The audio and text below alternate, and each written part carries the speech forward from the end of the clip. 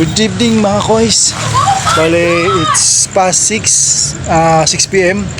Bale, madilim na panahon. No. Dilim na ang panahon. Pupunta akong simbahan ngayon. Pumahan, chinelas lang, short, saka t-shirt. Wintas, kalo. Yun lang. Kasi hindi ako ready kasi. Dami ko kasing ginawa ngayon. Nagawa ko ng ice tubig, gagawin yelo, tapos sa tindahan, sa ulingan, ko, tapos sa car wash, inano ko pa. Kaya yun. Yun lang nagawa ko. Yan. Hindi ako nag-ready talaga. Hindi ako naka-ready talaga pumunta sa simbahan. Pero nandahil kay God, syempre punta tayo. Peace out. So, hello mga boys, bali pumunta na tayo sa simbahan, naglakad na tayo, nag-video tayo, mabilis ang video lang to kasi gabi na rin talaga. So hello guys, andito tayo sa simbahan.